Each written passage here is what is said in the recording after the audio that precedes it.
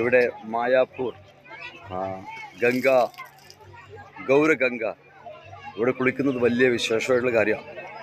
ഇവിടുത്തെ പ്രത്യേകത ഗംഗാനദി, ഋഷികേശ്, ബദ്രിനാഥ്, അതേപോലെ ഹരിദ്വാർ അവിടെയെല്ലാം വളരെ ഫാസ്റ്റായിട്ട് പോകുന്നുണ്ട്.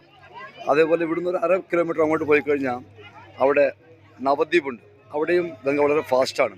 പക്ഷേ ഇവിടെ നോക്കിയാൽ ഇവിടെ ഗംഗ ശാന്തമാണ്. അതാണ് ഇവിടുത്തെ പ്രത്യേകത. ഒഴുകുന്ന ഗംഗ ഒഴുകാത്ത സ്ഥലമാണ് ഇവിടെ. അപ്പോൾ ഇവിടെ കുളിക്കാനായിട്ട് ഇവിടെ നമ്മളുടെ ഒരു വിശേഷമായിട്ടൊരു അതിഥി വന്നിട്ടുണ്ട് കേരളത്തിൽ നിന്ന്. അദ്ദേഹം ശ്രീമാൻ ഹരേ കൃഷ്ണ ഹരിചന്ദ്രൻ പ്രഭു, തൃക്കൂർ മഹാദേവ ക്ഷേത്രത്തിൻ്റെ അടുത്തായിട്ട് താമസിക്കുന്ന ഒരു നല്ല ഭക്തനും വളരെ വർഷമായിട്ട് ഭഗവാന്റെ നാമം ജപിക്കുന്ന, ഗീത വായിക്കുന്ന ഒരു വ്യക്തിയാണ്. അപ്പോൾ അദ്ദേഹം ഇന്ന് ഗംഗയിൽ കുളിക്കാനായിട്ട് വന്നിട്ടുണ്ട്. ഹരേ കൃഷ്ണ. അർത്ഥം വായിക്കൂ. സാക്ഷാത് ബ്രഹ്മത്തിന്റെ ജലസ്വരൂപമായ ദേവിയെ ഈ കണ്ണുകൾ കൊണ്ട് ദർശിക്കുവാൻ കഴിഞ്ഞതിനാൽ ഇപ്പോൾ എൻ്റെ ജീവിതം സഫലമായിരിക്കുന്നു. ശരിയാവണ്ണം ജീവിതം ആചരിക്കുവാൻ എനിക്ക് സാധ്യമായിരിക്കുന്നു. അല്ലയോ ദേവി, മഹാപാപിയായ ഈ ഞാൻ ജന്മജന്മാന്തരങ്ങളായി ചെയ്തുപോയ പാപകർമ്മങ്ങളെല്ലാം ദേവിയുടെ കേവല ദർശനം മാത്രയാൽ നശിപ്പിക്കപ്പെട്ടിരിക്കുന്നു.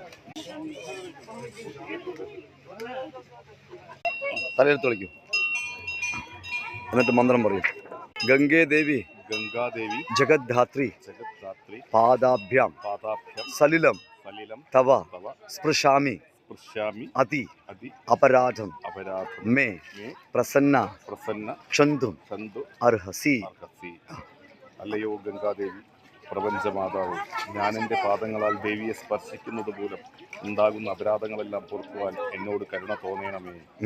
സ്വർഗാരോഹണ സോപാനം ത്വദീയം ഉദകം ശുഭം അപഹ സ്പൃശാമി പാദാഭ്യാം ഗംഗേ ദേവി നമോ നമഃ.